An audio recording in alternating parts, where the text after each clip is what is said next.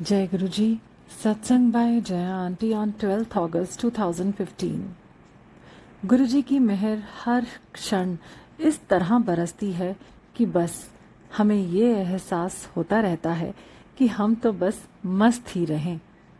किसी संगत ने अभी अभी बताया कि थोड़ी देर पहले कहीं से कोई मैसेज था जिससे शायद उन्हें थोड़ी चिंता होती कि कैसे हो पाएगा। उसी क्षण उन्हें व्हाट्सएप पर यह मैसेज मिला, फिक्र करे सो बाबरा, जिक्र करे 100 बार, उठ फरीदा जिक्र कर, फिक्र करेगा आप। इतना साफ बताया गुरुजी ने कि तुम तो बस मेरा सिमरन करो, मैं हूं ना तुम्हारी फिक्र करने को। वो संगत इसे समझ ही रही थी कि उनके घर काम करने वाली नई हेल्पर भाग के आई, डरी हुई। कहा, वो बैठा है। संगत के पूछने पर कि कौन बैठा है, उसने कहा, वो फोटो वाला वहां बैठा है। गुरुजी की लीला, जिसे ये संगत रखना भी नहीं चाह रही थी, उसे गुरुजी ने अपना दर्शन देकर ब्लेस किया। साथ ही साथ संगत को ये स्ट्रॉन्ग मैसेज दिया कि मैं यही हूं तुम्हारे पास, फिर कैसी चिंता, कैसी फिक्र। ऐसे अनेकों सत्संग हैं जो हर पल हमारे साथ गुरुजी के होने का सबूत देते रहते हैं। फिर भी हम क्यों इतना अशांत रहते हैं? कभी धन, कभी बीमारी और कुछ ना मिला तो अपने बच्चों के लिए फिक्रमंद होते रहते हैं। बच्चे जिसे हम अपने जिगर के टुकड़े समझकर पालते हैं, वो भी तो गुरुजी के ही बच्चे हैं। उनका भूत भविष्य सब गुरुजी लिख रहे हैं, फिर भी हम उनके भविष्य का सोच सोच कर अपने आँच को काला कर रहे हैं। हम कुछ कर सकते हैं अपने बच्चों के लिए तो वो है कि उन्हें सद्गुरु के दर का रास्ता पकड़ा दें। एक बार वो इस रास्ते के मुसाफिर हो गए, फिर वो ये समझ जाएंगे कि गुरुजी ने किस तरह उनका हाथ थाम रखा है। या तो हम अपने बच्चों को जिद पूर्वक गुरुजी के सत्संग में बैठाना चाहते हैं, या तो फिर उनको बिल्कुल दरकिनार कर देते हैं, गुरुजी के जिक्र से भी दूर।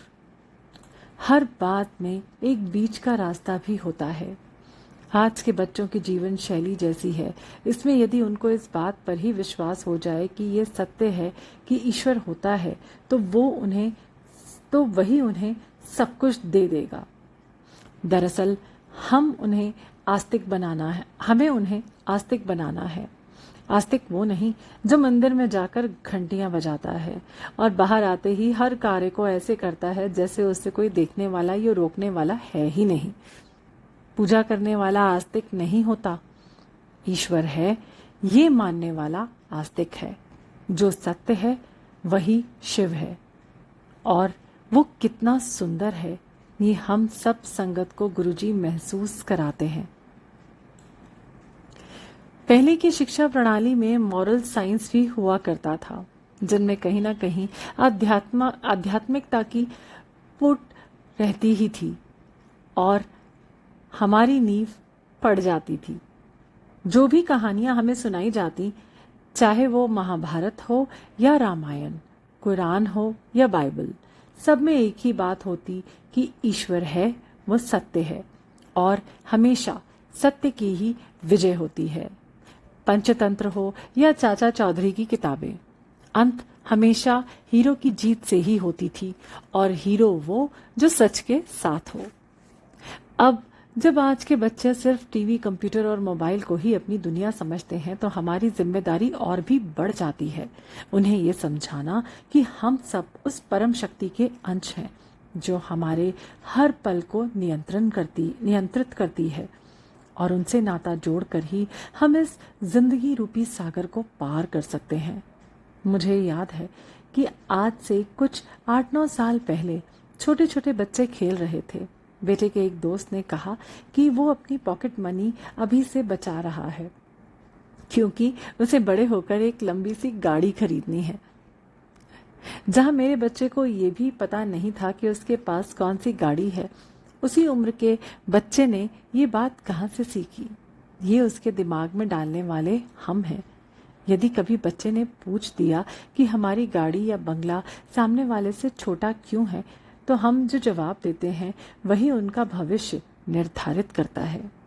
हम खुद ही कॉम्प्लेक्स के शिकार हैं। अब जब गुरुजी ने हाथ थामा है, तब तो इस जीवन की हकीकत को समझें। कोई भी एब्सोल्यूट सुखी या दुखी नहीं है। हम जीवन चक्र में हैं, तो सुख दुख दोनों लगे ही रहेंगे। यदि इस अनुभूति से पार उतरना है तो सद्गुरु के चरणों को पकड़ लें। हम भाग्यशाली हैं जो गुरुजी ने हमें चुनकर बुलाया।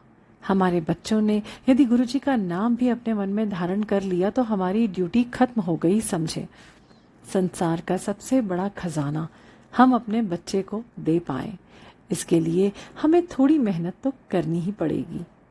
जब परीक्षा का समय आता है तो बुरे से बुरा विद्यार्थी भी हम बुरे से क्षमा करें। जब परीक्षा का समय आता है तो बुरे से बुरा विद्यार्थी को भी हम पढ़ने में लगाते हैं, अपना सारा काम छोड़कर।